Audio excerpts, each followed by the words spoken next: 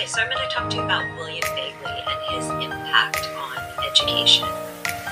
So, like all things, we evolve over time. So we started with this idea of perennialism in the 1200s with Thomas Aquinas, and basically religion was our purpose for education. We were searching for truth. Then we ultimately needed literacy and developed schools.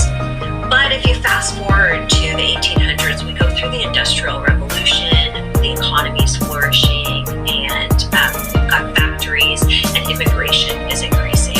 And so what that sort of does is it says, hey, we need more schools, but because we have so many religions, we really are pulling religion from school.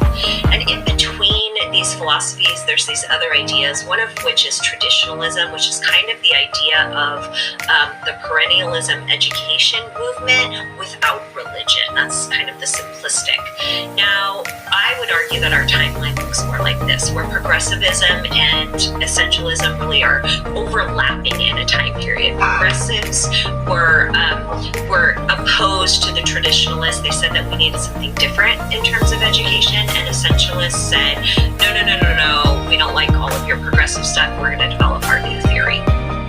So we have two main leaders in these philosophies. John Dewey is our progressivism leader, and William Bagley is our essentialism leader. Now, John Dewey fought for child-centered, project-based, collaborative learning, and incorporated a lot of psychology of the time into his classroom. Bagley said, no, you're doing it wrong. I don't like these components. He was really a very harsh critic of education, and he was a traditionalist, but he had a strong foundation in religion.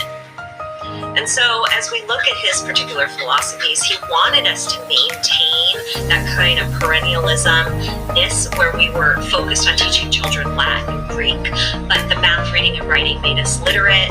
However, he really wanted morals in the classroom. And the other big component was he believed that teachers should have a strict curriculum and that they should be trained. It shouldn't just go to anyone that wanted to walk into a classroom.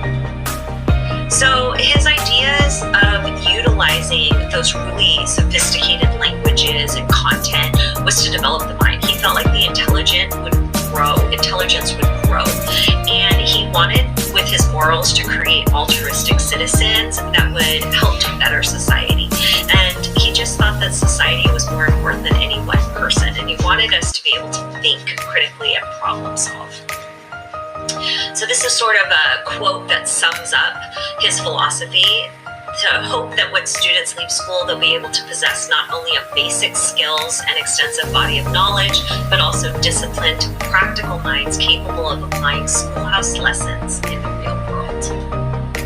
So if we think about what he did with his philosophy, it really can be seen in education today through our accountability and standards that we have. It's not quite in the same manner, but it does have elements of Bagley and essentialism in there, where we have mastery, we have consistency. He is ultimately responsible for the Department of Education and kind of a national education system. He also really wanted public school that was free and required. He wanted it for everyone, not just the wealthy. Now, the other big component is that teacher training. It's because of him that we have teacher credentialing, that we have student teaching. He actually developed one of the first lab schools and mentorship programs, and he has specific teaching curriculum where teachers had to go through that before they could become teachers in a classroom. So while essentialism was founded in 1938, and he is the founder, this really started much earlier, because he wanted to blend some of that traditionalism that he loved and some of the philosophies from progressivism that he liked. But he thought that we could improve education if